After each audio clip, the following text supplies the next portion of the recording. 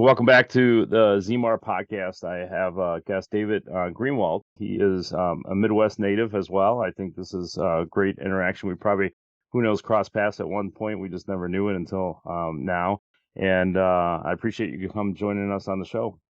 Thanks for having me. It's really a pleasure to be here, Butch.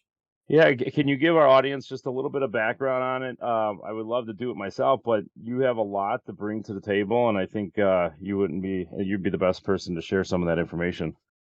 Sure. So I've been interested in fitness my entire life. Don't ask me why. It's a part of my DNA. When I was in grade school, I wanted the President's Council on Physical Fitness Award. Hmm. Had to broad jump a certain distance, run, a certain distance in time, throw a baseball a certain distance.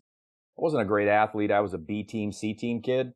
But for whatever reason, when it came to fitness, it just clicked for me and I really wanted. I'm 10, 11 years old and I want this award. What the heck?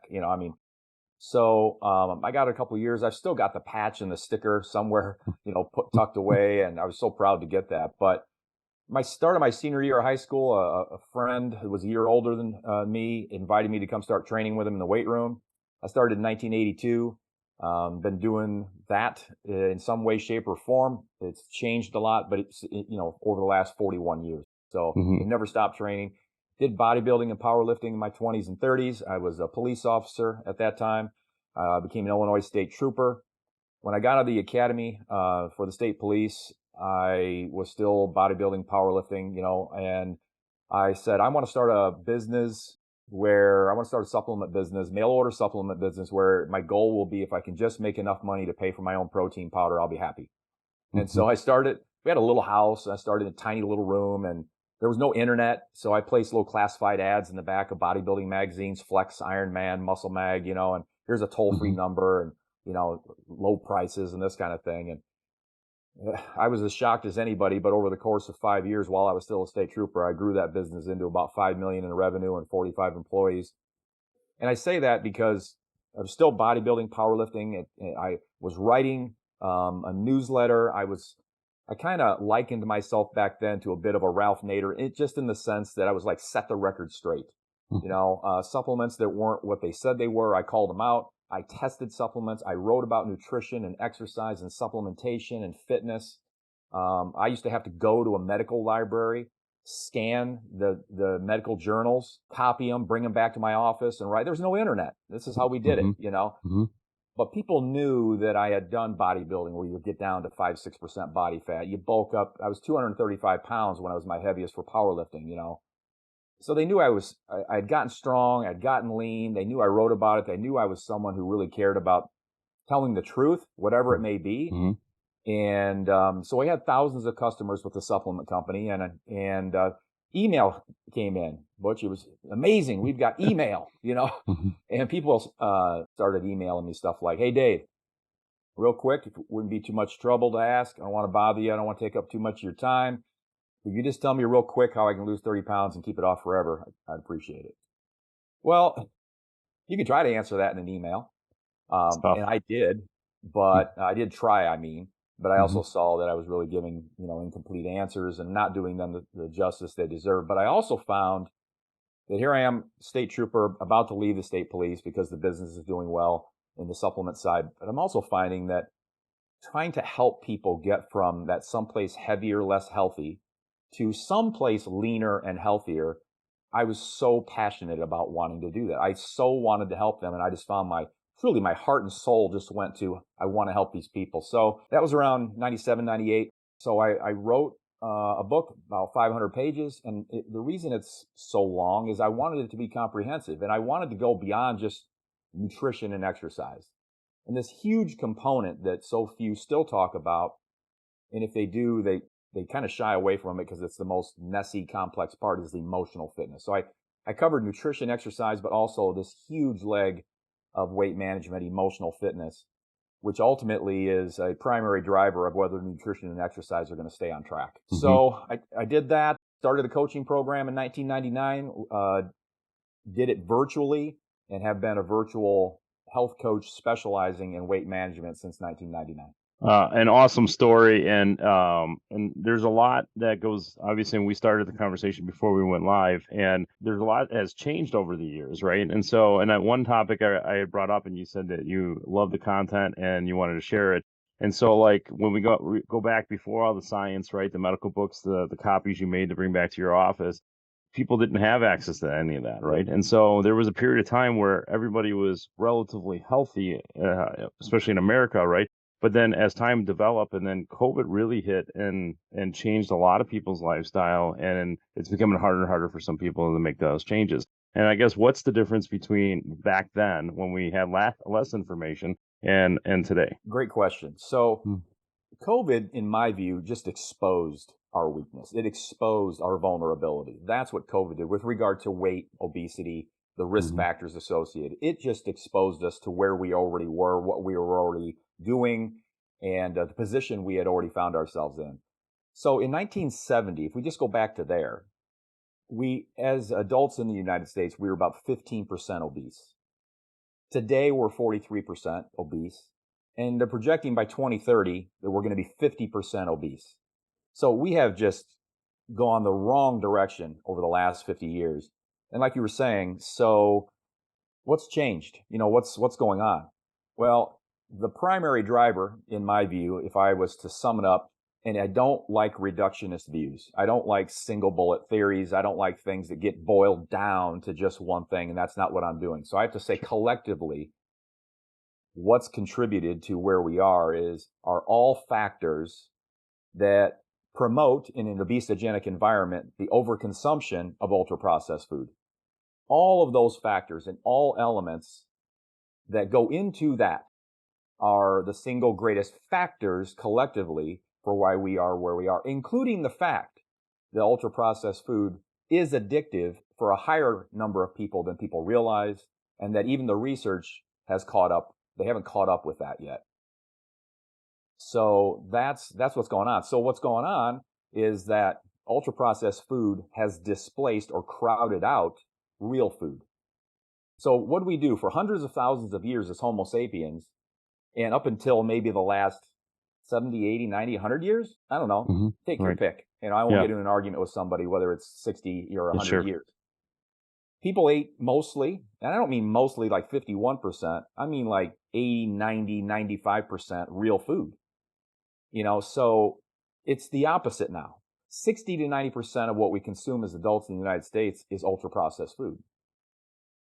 So that's the difference. That's where books may not have been needed.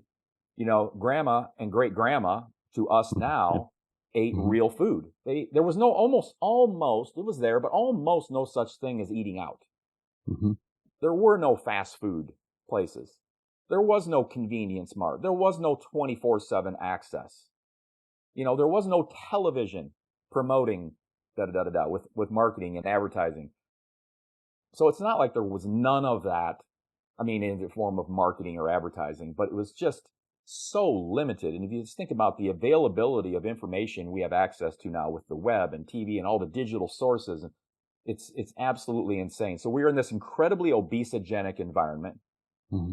and by that, people probably already know, your listeners especially probably already know what that means, but I'll just say obesogenic in my view is just all factors that contribute to behaviors that promote obesity. And That's why we it's are where amazing. we are. That's what's going on. We've completely turned things upside down with regard to real food versus ultra processed food. And I'm happy to give my working definition of real food, but I'm happy to take it whatever direction you want to go, Mitch. Yeah, there's a lot there, and so I want to make a small transition. I was listening to one other podcast that you were actually a guest on, and you had made a huge point because one of the other excuses that we have today is that we're busier than ever, right? And so we're running around, and me included. I got 4 kids on the ice. We're running all over the place. We're at 5 different rinks. The list goes on, right? And so Right. we're like, well, you have to adapt, right? And you have to feed the kids, you have to feed yourself. But one thing you pointed out was, and you could summarize it any way you want after this, but basically you were saying, well, you still show up to work on time, right? Yeah. And yeah, and so you still have other obligations. You still bring your kids to sports on time, and you make other priorities, but somehow we're not making this a priority. And can you dive a little bit because you actually then lead into the theory of you got to find your why, right? Yeah, absolutely. So the way I look at it, a lot of people think in weight management, they'll kind of come to me, especially my clients will come to me in the beginning. They'll have a feeling, they may not say it exactly, but they'll have a feeling, if I know what to do, I just need to do it. When they say that to themselves, even if they don't verbally say it, what they're saying is, I need to eat a little less and better. I need to exercise a little more and better. That's what they're saying. It's the mechanical ins and outs, the energy in and out, the caloric deficit part, the eat less, exercise more. That's what they're saying. But there's so much more to it. So that's 2 pillars. In my view, there are 6 pillars that need to be addressed to really win this once and for all. So what you're referring to with regard to willpower, which in my view, willpower is the ability to do what needs to be done when it needs to be done, whether you feel like it or not. And so there are many examples, you gave 2 that I often give, which is if you work for someone else, when was the last time you were late for work? Almost never or never. It's really close. It's so rare when it is. Why is that the case? Because you're never sick? Because you're always in a great mood to go into work? You're literally clicking your heels together for every single day. You've got to be there at whatever time and work your 10, 12 hours. No, absolutely not. You didn't just have an argument with your spouse. You weren't just crying 10 minutes before it was time to go in because of some tragic thing that happened or something you perceived as overwhelming. Of course, all that stuff happened. But you still went in, and not only went in, you were in on time. So how did that happen? That takes incredible willpower to do that. Doing what needs to be done when it needs to be done, whether you feel like it or not. You sure as heck didn't feel like going in, but you did it. And you do it day after day after day, and you don't miss.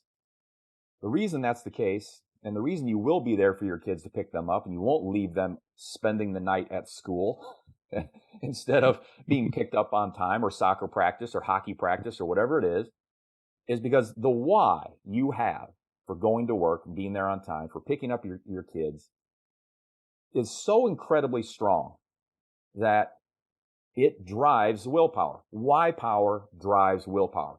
It's universal, always has, always will. And for anything that's hard, that takes a long time, that isn't naturally in your wheelhouse, right?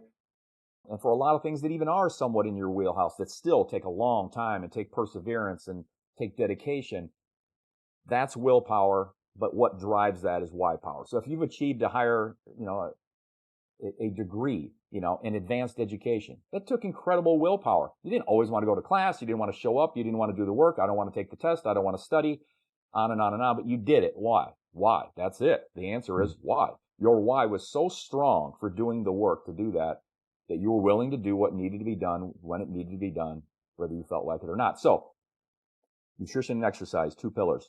Why power is a 3rd pillar. Why power driving willpower is a 3rd pillar. And it's an area that very few really look at. And if they do, they only look at it superficially, which isn't going to work in our obesogenic environment. We have too many internal and external forces, Butch, working against us. We can win this. We absolutely can win this. We can get to any healthy weight we want, and we can live there, that plus minus 5, 10 pounds, right? For life. Absolutely. I don't care what your background is. Don't care what your history is. Don't care what genetics you've got in the family. Don't care what medical things you've got going on. And when I say I don't care, I do care, but it's not going to prevent you from getting to any healthy weight you want and living there. But in our obesogenic environment, we've got to look at the why, and we've got to drill down, and we've got to make it as strong as possible. And too many people come at it way too superficially. Yeah, definitely great points. Now, in your book, you point out something, and it kind of leads into what you were talking about, is that in some reasons we lose some of our willpower or doing just enough to get by is because of this new normal, right? And so you're like, and you actually elaborate on what's really normal, right? Like, is this okay? Is this okay? And you bring out a lot of stats in that, and you're like, who wants to be normal? And it's and you bring up a lot of things. So in your book, you elaborate on this, and I think it's incredible. And you build that lifestyle. I think it's I'll just give a 1 sentence here on that, which is, if in your mind you think, man, because you are, let's say you are obese, or you are much heavier than you want to be, saying, I just want to be normal, that is not something to aspire to. Normal today, 70% of Americans are overweight. I don't want to be normal in that regard. 43% obese. It's approaching normal. 50%, we're going to be right there. So all the things that go into what's normal. So my thing is, what do we got to be? Perfect then? No, perfect is a myth. It's a trap. It's a booby trap, in fact, because you kind of get into that all or nothing, either I'm perfect or just forget it. And that is not where we want to be. And that is not required to win this. To me, what we don't want to be mediocre or normal. What we want to strive to is exceptional. Exceptional, rise up above the status quo, be above the norm. And I don't mean looking down on them in some judgmental way. I just mean in behaviors and the way we want to live and the way we think. We don't want to be normal. So it's not something to strive for. So rising up without being judgmental is more the goal, and definitely not perfection. That's not something to strive for, because that's just going to set you up for failure. Sure. And so leading into people that want to make those changes, right? They don't want to be normal. They don't want their current normal, at least, and they want to make changes. And so could you kind of touch on some of these I always call them fad diets, because I do think little pieces of each one actually work. I'm not a fitness guy, so don't take my advice, but I feel like it's little pieces here and there, but then people don't, embrace it fully enough or long enough, and they usually give up. And then in your book, you also talk about these one meal losers, which I think transitions to a good conversation to have about intermediate fasting. And so can you comment on those? Sure. So, intermittent fasting's been around for a long time, and I kind of chuckle because you're considered to be, intermittent fasting, so to speak, if you've gone longer than about 6 hours from consuming anything with any caloric value. So I always say I'm intermittent fasting every day. I go to sleep, I wake up 7 or 8 hours later. Breakfast is I have broken my fast. Breakfast. That's what it is. You're breaking your fast. So, I just kind of chuckle and I say I'm breaking my fast. So I intermittent fast, every single day if I want to be, in vogue and all that. So here's the thing. I'm not against intermittent fasting. I think that it can work for certain people. What intermittent fasting typically does is it doesn't tell you what to eat, but it gives you parameters on when to eat. A real common strategy is a 16-8, where you fast 16 hours a day and you you can eat within an 8-hour window. Now, at the most loose definition of that, it's not telling you what to eat. It's just saying you've only got 8 hours to get it in. What I find, and of course, research, when people first started touting this a few years back, especially, it's been around a long time, things like this have been, but when people really started talking about it, this was the greatest thing since sliced bread. It was going to be the savior. It was going to be literally everything in nutrition and fitness, and just what it was going to do for longevity and cellular health. And it was literally going to be the cure. It was touted as it was given much more credit than the research was able to substantiate. Now the research is coming out more and more. And what they're finding is your mileage may vary. It may help you because it does put these parameters on when to eat. So you say, look, I can only eat from noon to 8 p.m. Okay. What I found with my clients is it can be okay for some people, but what happens is if someone doesn't address the 6 pillars that we've talked about, 3 of them, if they don't address the 6 pillars, the obese mind or the overweight mind is going to find a way. Okay. So give me 8 hours, I'll still overeat. Okay. Well, then what some people have done is, all right, you're overeating in 8 hours. So what we're going to do is we're going to do a 20 and a 4. We're going to compress the window. 20 hours of fasting, 4 hours of eating. The mind that is still hooked under the influence, so to speak, of these ultra processed foods and all of the industrial additives and everything else, but the mind that's still under the influence will find a way in 4 hours to overeat unless you've addressed the pillars. So intermittent fasting can work for people as far as weight management and health and all that, but there are also potential issues with it that people, should be concerned with. It isn't a one size fits all. It may not be good for women who are hoping to get pregnant or who are pregnant. We're down to 1 or 2 meals a day. What are we doing about nutrients? What's going on there? People that have certain medical conditions, diabetes, and other factors. Age. People are more likely, believe it or not, to have falls if they are following something that's intermittent fasting rather than not. Now, it probably has a lot to do with blood sugar regulation and this kind of thing, but I'm just saying that it isn't the answer. It might help. It might be a tool or a strategy along with the 6 pillars, that I'm mentioning here, because you got to have nutrition, exercise. Why? You got to address compulsive eating. You've got to address emotional fitness. You've got to have support if you really want to win this and make it the easiest on you. So if intermittent fasting fits in there, great. Ketogenic dieting, kind of same thing. I'm going along with kind of your just general premise. Right. Ketogenic diet, same thing. You want to bring carbs all the way down to 30 grams a day. It helps you pay attention to labels. It helps you eliminate added sugars. That's great. Your mileage may vary. I don't find 95% of people who start it stick with it, because ultimately carbohydrates are just so prevalent in our society, and people just find eventually, I just want carbs. I want some carbs. Mm-hmm. But not everybody's that way. And again, if it can be a tool used in the mix of the things that are really necessary, the pillars, then fine. And as in my program, I'm not someone who, someone says, hey, I'm doing keto, I'm like, okay, well, we can support that. Let's make sure these other pillars are in place. Let's make sure good nutrition is in place. Let's make sure we're doing this and that while you're doing keto, and you'll be fine. Intermittent fast. Hey, I'm doing intermittent fasting. And you were talking about one meal losers. There's something called OMAD now. I don't know if you've heard of that. One meal a day. So they take an intermittent fasting, Butch, all the way down to this compression where they're like, all right, 20 hours of fasting and 4 hours of eating didn't work. Let's go one meal a day.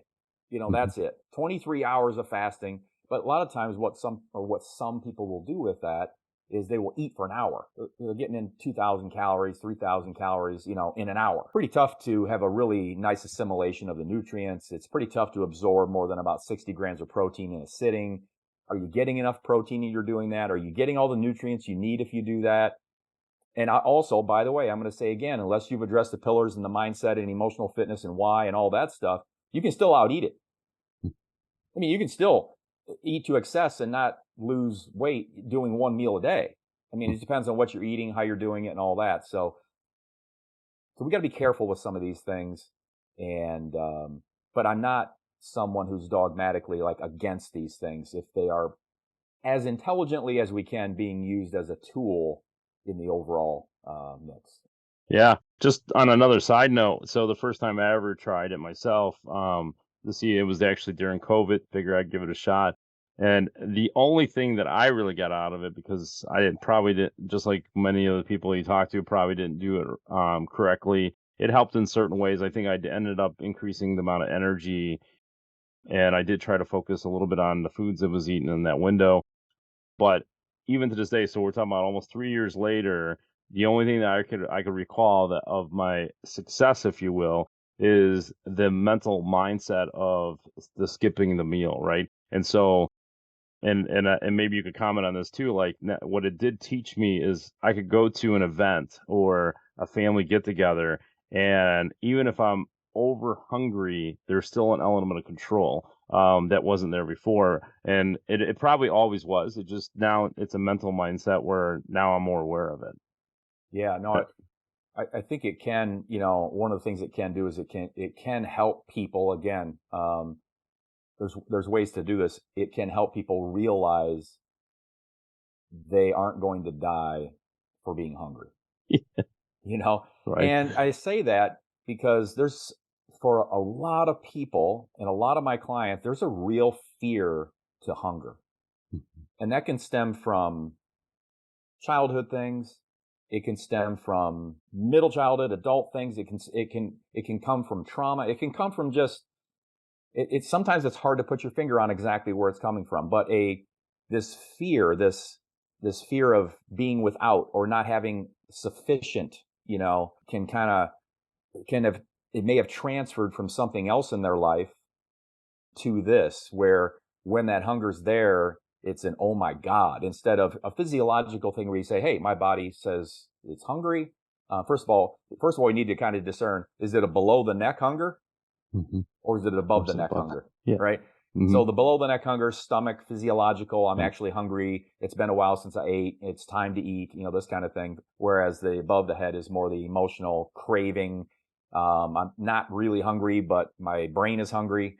And I've got these, again, all these factors that are related to, our obesogenic environment, internal and external forces, driving that craving. So, but yeah.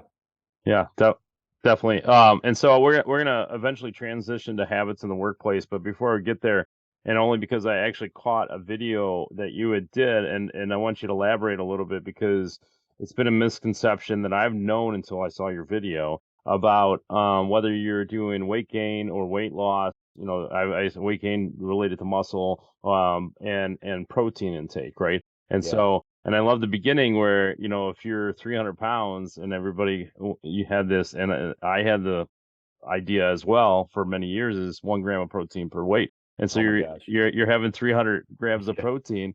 Yeah. And I never put it in perspective that way because I've never been at 300 pounds. But Yeah. the reality is some people are, and they're trying to find solutions. And you're like, there's no way you can't do 300 grams of No. protein in a given day. So can you talk real briefly before we transition to Sure. other things, because I think that's important, because there's athletes that I know that always had said 1 gram of protein per your body Pound weight, of but body weight. these guys are 130 pounds, Yeah. 150 pounds, right? Right. So Right. so if you mind commenting on those. So often, like I said, kind of in my intro, so often over the years, just the way I see and think of things, I just process it differently. So very, very early on, I'd heard the same thing back in the 80s, 90s, gram of protein per pound of body weight. When I really started working with clients, and I had clients that are 300 pounds, 350 pounds, 400 pounds, whatever, you go, well, that doesn't make any sense. That makes no sense. That's a lot of protein. I don't care who it is. Now, if you're a pro bodybuilder, you're probably going to be 300 grams of protein. I got it.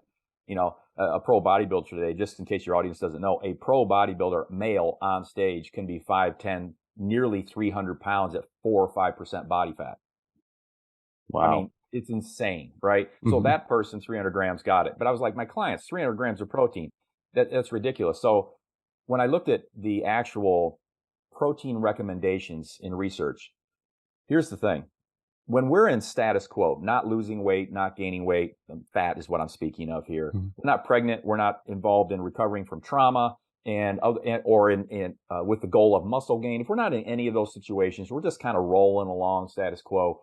We need a certain amount of protein. Okay. And that certain amount of protein is generally 0.8 grams per kilogram of body weight per day, 0.8. Okay. So that's per kilogram of body weight Mhm. per day is what they'll say.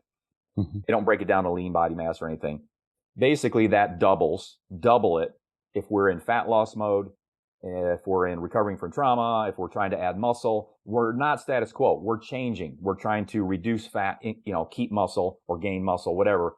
Then the protein requirements double, and it goes to about 1.6 grams of protein per kilogram of body weight per day. Most people are going to be okay with that recommendation with regard to protein, even if they're 300 pounds. But what I like to do is I like to look at for protein recommendations, look at two things. If someone knows their body fat or their lean body mass, which basically, if you just think lean body mass, it's not just muscle, it's muscle, bone, water. It's everything other than fat. That's kind of what lean body mass is. A lot of people just think of it as muscle, but it's muscle, bone, water. If you know your lean body mass, because you've had a DEXA body composition scan or you've had some kind of body fat scan where you know your lean body mass, then a gram of protein per pound of lean body mass. That will work. So a 300-pound person could easily be 50, 55, 60% fat. Okay. So then that only leaves them 40 to 50%, whatever lean body mass. Now we're in that 150 gram range, right? 150 pounds of lean body mass, 150 grams of protein. That's going to make sense. An easier way to do it for people that say, well, I haven't had a body fat done and have no intention of getting a body fat done, is you can Google what's my BMI at 25, or you can Google a BMI chart and all body mass index, and all that. What that'll tell you is what I'd ask you to do is find out what your weight would be with a body mass index of 25. And 25 is that cutoff between normal healthy weight and overweight. So if you're up to 24.9 BMI, if you're 18.5 to 24.9, you're healthy normal weight. 25 to 29.9, you're overweight. 30 and up, you're obese. So that 25 BMI I have found is a good place to look at where everybody can do it. You don't need a body fat test. Just Google BMI chart. You'll plug in your height, and you look for what would I weigh if my BMI was 25. Whatever that is, that's Mhm. usually going to be a good protein target as well. So that way, if the person is, let's say it's a male and he's 5'10", 300 pounds, Mhm. what would he weigh at a BMI of 25? It's probably going to be about 160, 170. Mhm. That's a good protein in grams. Whatever Right, that right. weight is in pounds, Sure. in the protein in grams, that'll match pretty well. So anybody can look that up and find that real easily. And you spread that out over, 3, 4, 5, 6 meals, whatever it is, feedings a day.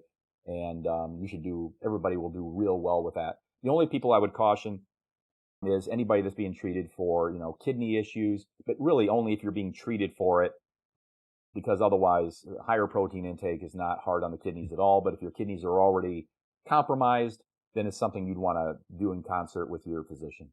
Yep.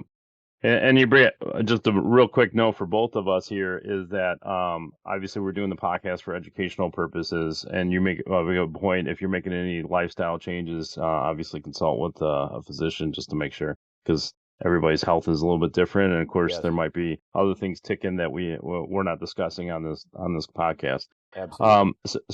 Transitioning to the workplace a little bit, because we deal with the workplace on a regular basis at Elite Benefits. And so one of the topics I wanted to talk about briefly is the employee setting. So employers try to do wellness programs. Not all of them do. We have mid-sized companies that really don't have a serious interest in doing it. And so then it falls back onto the employee when it's not provided. But even all wellness programs, even when I look at it as a benefit advisor, they're not great. They're there to put a carrot in front of an employee to kind of keep them moving, create some incentives. I think most of the time they fail to a lot of degree. And so the employer just feels like they're throwing money out there to try. But what just a couple ideas in the workplace on a regular basis? What can some people do? Just a couple tips of, hey, how can I make this better than I'm doing right now? And I know meals was probably one of it, and then of course activity, because we sit in a chair most of the time. Well, yes, and there's no way in heck I'd recommend for an employer that they try to manage this. Don't. Yeah. I don't mean don't deal with it. Of course, deal with it. It's incredibly important. But don't try to manage it. And also, regardless of whatever the wellness offering is, if there is one, it's going to take a village. So let's say that someone's got on-site Weight Watchers, just as an example. I find that from time to time people, Dave, we've already got a program. And let's just say it's on-site Weight Watchers.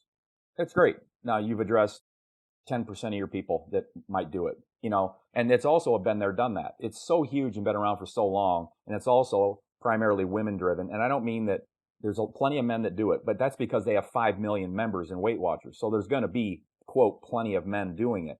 But as a percentage doing it, it's not plenty of men doing it. So it's very, female oriented generally as far as who will uptake, that.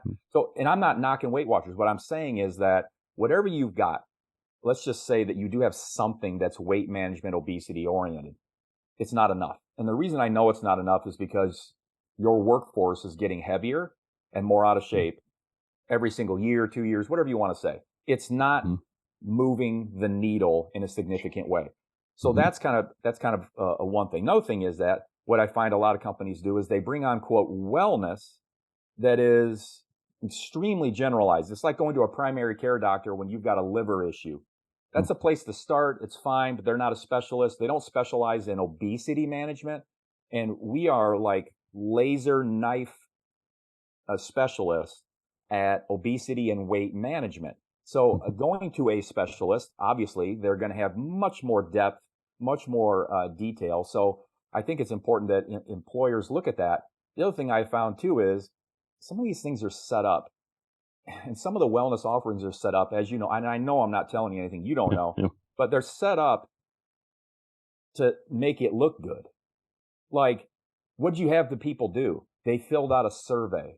Oh, what was your uptake of that? 85%. Wow. That's compliance. I mean, these people, they took a survey. It took them almost 5 minutes. And then we gave them $25, $50, $75, $100 for filling out a survey that is not behavior change oriented. It doesn't cause the person to do anything. 95% of the people who did it solely to get the thing. They barely paid attention. They were clicking boxes so fast as they were doing this thing. But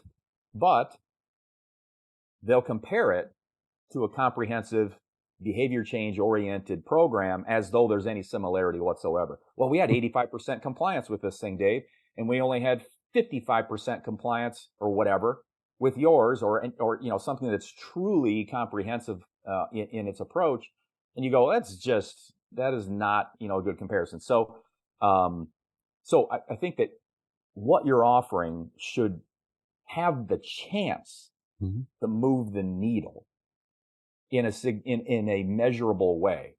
And the other thing is that I think that we don't come at it this way with companies, but I think it's important too that if you're working, first of all, I think it's important if you're trying to address workplace weight management, wellness, obesity, that you are working with somebody who specializes in that, and add it to anything else you've got going on. It's going to take a village. Add it to anything else you've got going on. It needs to be as turnkey for the employer as possible. It needs to be as easy to manage. It needs to be as hands-off as possible and not a pain in the butt. The data needs to be aggregately available, not individually, HIPAA, in violation, all that stuff. And, but I think it's just really, really important that it is considered integral into the company's life, because this is becoming unsustainable. What's going on? The direction that we're headed, the course that we're on, and then removing that risk. So I'm only hesitating. I'm only stumbling on my words because I normally stay as far away as I can from making anything sound like it's pitchy. But companies should be concerned about wasting money on this. They should be. So we don't make it a risk at all for the company. The employer shouldn't have to pay. That's how we address it. The employees will pay. It will be based on what the employees want, whether they're willing to uptake. And then on the back end, only with success as a part of the plan, the employer can then reward on the back end in some way when the employee student, so to speak, does a certain minimal level of blah, blah, blah, and it can be attached in a number of different ways, but it doesn't need to be something that costs an employer anything up front. It does need to be able to provide a return on investment. And I think that it should be I think weight management and obesity should be added to anything else you've got going on from a specialist view, just because we know that what's being offered right now is not universally working. Yep. No, 100% in agreement. And one area, and then we'll talk about what takes a village here in a second. But one thing I want to touch on, because now you have the workplace and it is what it is, but like on the executive level, and I made a comment the first time we had talked was, the one thing I've noticed throughout the 20 years or so I've been in business is a lot of the client, or not, I wouldn't say all of them, but there's a percentage of clients, and it seems like it keeps growing, is we have people that put a stake in the ground. They start this company just like you did back in the 90s. And they just got busy, right? They got busy with life. They got busy building this company. They build it up hundreds of millions of dollars, whatever it might be. And then their lifestyle totally takes it. And there's so many executives that I meet that are heavy. And this may be no different than the employee base conversation, but I just thought, hey, maybe you got some comments on these successful business owners, executives, because there's so much demand in the workplace and at home for that matter that pulls them away. And maybe you have some comments on that. Absolutely. The thing about being a leader is leadership is, I guess loosely, the ability to kind of influence or guide others or entire organizations, groups or entire organizations toward a common task, right? And so as a part of that, the leader feeling their best is far more likely to have a positive influence on their influence and leadership because they feel their best. Their communication with people, which is going to be critical to the leadership, is going to be better in the sense that they're going to be in a better emotional place, better mental space, and they're going to be thinking more clearly. As they're more fit, as they're eating more real food, as they're taking care of themselves. The thing is that so many leaders are so consumed, and I get it, with taking care of everybody else. they've got so many people that rely on them, and they want to make sure everybody's taken care of, and they've got pressure and they've got stress, and they're the ones that people are looking at to, direct and solve and or to help be a part of the tip of the spear on how are we going to get through this? How are we going to work through this? What's the best way to manage this? And so the pressures are there. Leaders feel it, and the lifestyle is also quite contributory to it. There's going out to eat meals. There's celebrations. There's entertainment. There's all of the client meetings. There's all the things that go into it that can be contributory and obesogenic, right? Mm-hmm. That we have to, think about and work through. These are all things that can be worked through. But these are real factors. The leaders that we work with, no matter who it is, a leader in any genre you want to pick, also wants to feel just more legitimate, authentic confidence. Mm-hmm. And to feel respected and feel confident when they come into the room, when they lead the meeting, when they when whatever, and all of that goes into them taking care of themselves better, putting themselves a little higher on the priority. And I want to say this: people will say sometimes, I can't really focus on this because I can't put I've just got too many other things that are priorities. I can't put it in the number one spot, Dave. It's not required to be in the number one spot. It'll never be in the number one spot. What's going to be in the number one spot, I found this just kind of universal, is the things that allow us to earn a living. I mean, I hate to say it, but it's just what it is.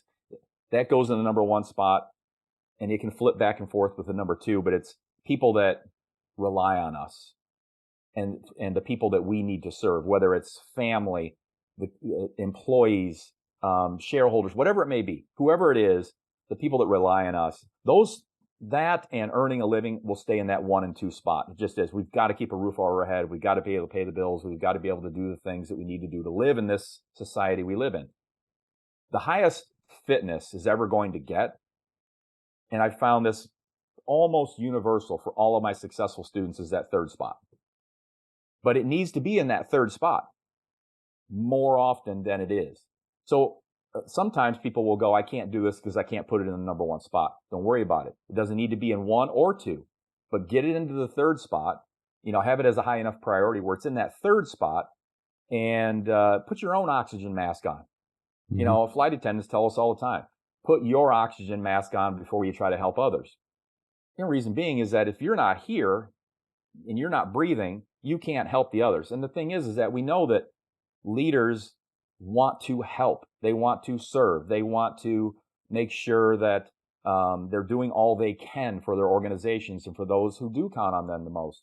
If you want to be able to help others the most, you've got to take care of you, because the better you feel about you, the sharper you're going to be, the better your communications you're going to be, the better your energy is going to be, the better your mindset, attitude, positivity, all of the things that are necessary to be an effective leader are going to be positively impacted if you take better care of you. Well said. Well said. So we're gonna wrap up with what you keep mentioning. It takes a village, right? And so you created a village, your own village, to help these people. And it's like this university of people that come together. There's accountability. There's sounds like camaraderie.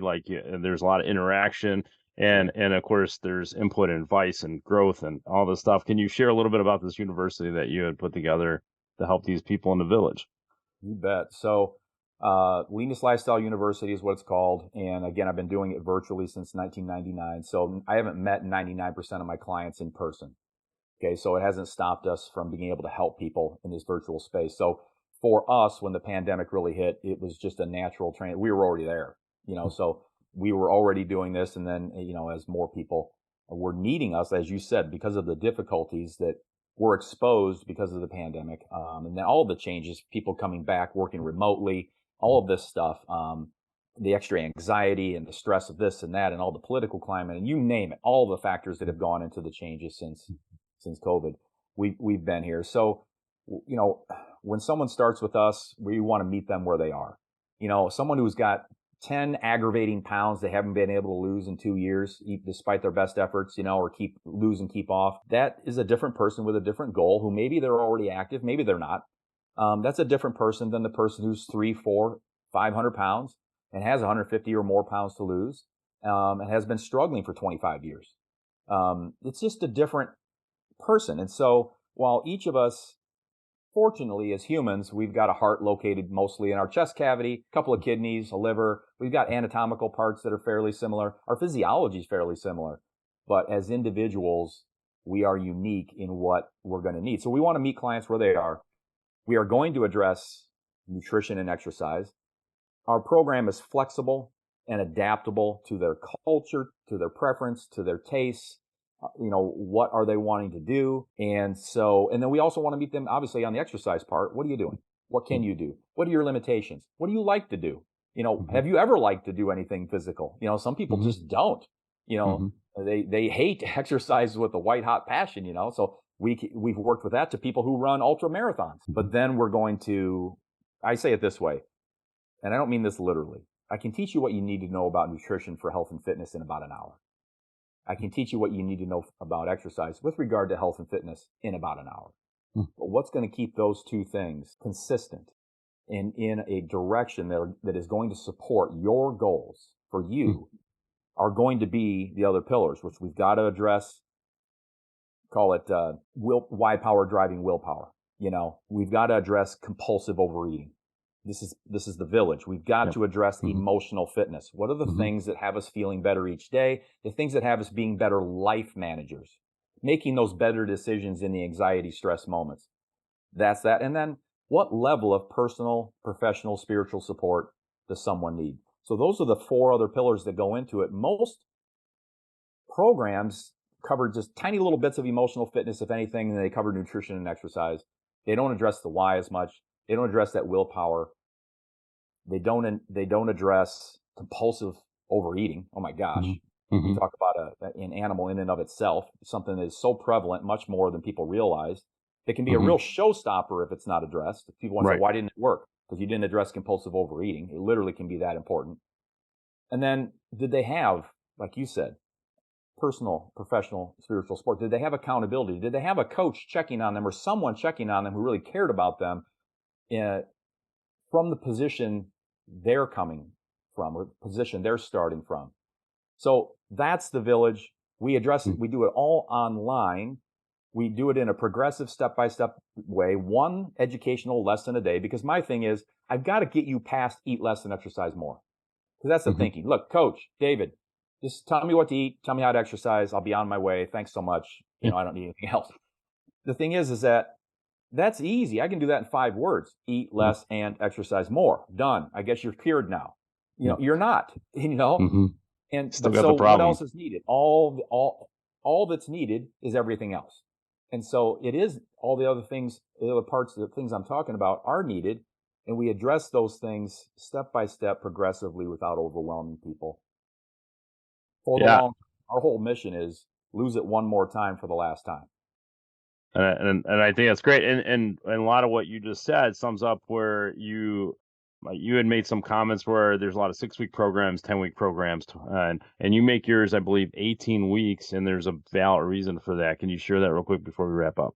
Yes. So when I started this years ago, I was in my early 30s, and I was in the eat less, exercise more. Just do it. Nike, let's do it. Just do it, And it wasn't that cut and dry, but it was pretty close. This was before I wrote my book. And I also realized, even after I wrote my book, I tried to do 5, 6, 7-week programs. I'm like, I can teach you what you need to know. I mean, I can do this in 5, 6, 7 weeks. And if I teach it and now you know it, well, now you can just go do it. And what I saw is recidivism was still high. Relapse was still high. Obesity is a chronic relapsing condition. My commitment, since I realized 5, 6, 7, 8 weeks stuff doesn't work, is that my commitment is to knocking out the relapsing part. It's going to be chronic, meaning we're going to have to put some energy into it at all times. Not the same energy. If you're starting, you're 50 pounds overweight, the energy is going to take up front will be a little more than what's going to take in maintenance, because you've got so many other things in the back of your brain. It's subconscious at this point. Your habits are in place. We got it. But it's going to take some, it's going to take some effort up front. but it can be won. And that's really the message, that I want to get across. It can be won if it's really addressed in the comprehensive way, but in a way where someone can really implement it, into their daily life in the crazy busy world. Because all of that we have to consider too, and I do. It's a crazy busy world. Leaders of companies, employees, everybody, it's crazy busy, and it has to fit. So yeah, we make sure that it does. We make sure that your online time is not overwhelming. The way we've transitioned to our lessons being 1 minute a day, one video lesson a day with a little bit of extra reading, with an ability to read or to see and view more if you want.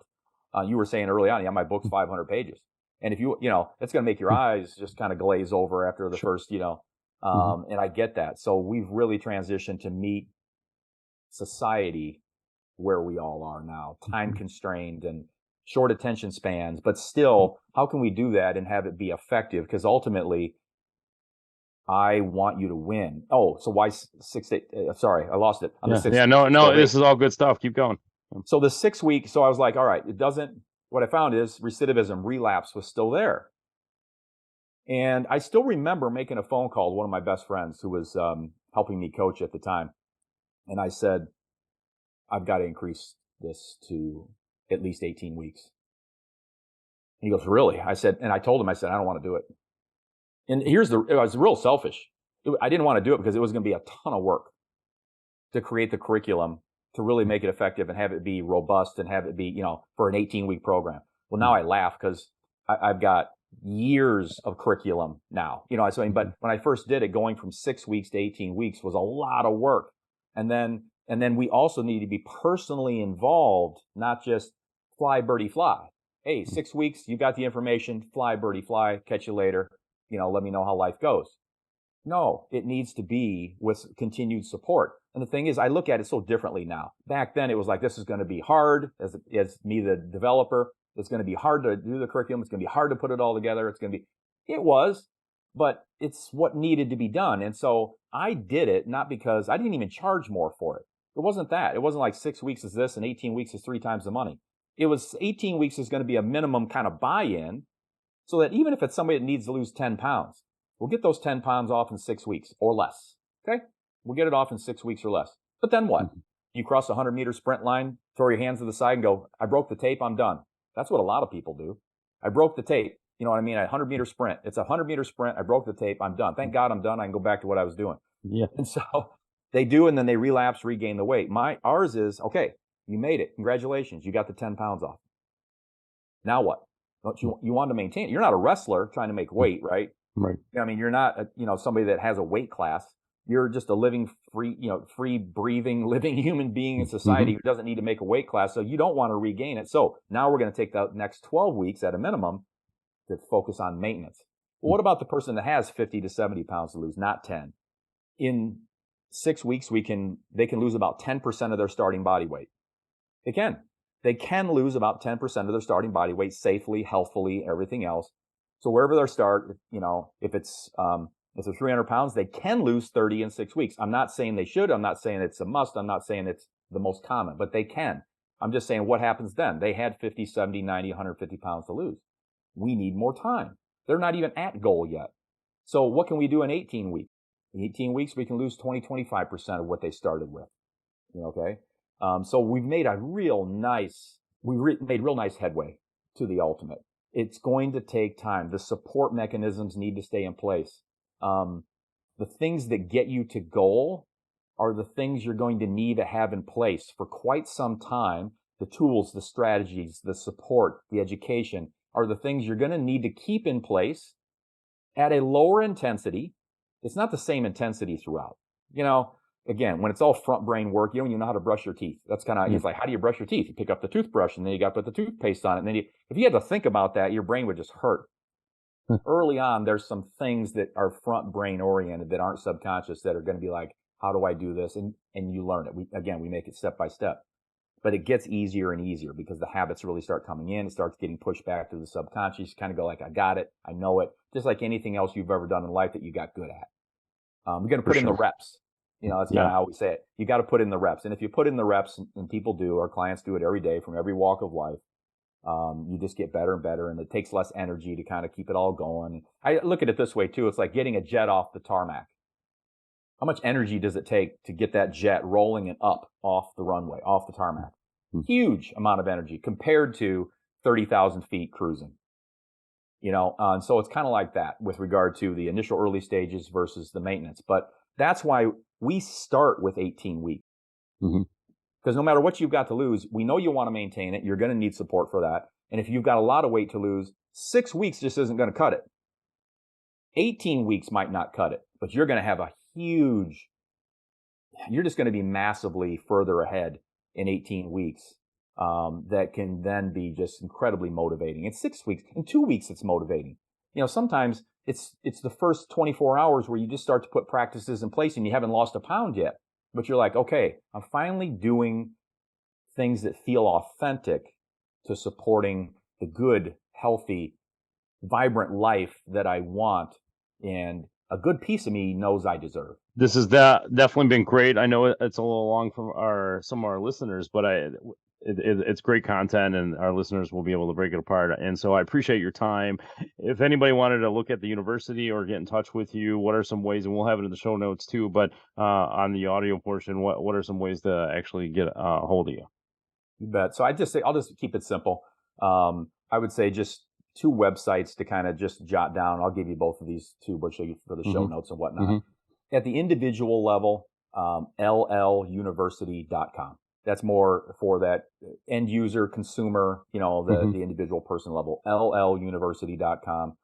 But in that obesity specialist corporate space, it would be lifestyleatwork.com. And that's all spelled out. The at is not the at sign. It's lifestyleatwork.com. And that's where we make it, no upfront cost to the employer, no financial cost to the employer if they don't want it to be. If they want to reward employees who are successful on the back end, that's up to them. But if you do it, you're rewarding employees who have shown they did the work, a minimal amount, whatever it may be, to be decided upon, blah, blah, blah. But they've done it. They satisfactorily completed the first 18 weeks, or whatever. And that's how we just remove all the risk. And, we love helping employers add it to whatever else they already have. Or if they have nothing, because it's been this huge barrier because they're going to spend all this money and people aren't going to use it. Now they don't have to spend all this money to at least get their foot in the door and be offering something that's can truly move the needle, instead of I took a survey and I gave them whatever. Yeah. This has definitely been great. We'll have those in the show notes. We'll have this posted on social media as well. I appreciate your time and the energy you put to all these people in the village. And maybe in the future, when we'll have you come back and maybe get some updates on what's going on with your university. You bet. Thanks so much, Butch. It's been a real pleasure.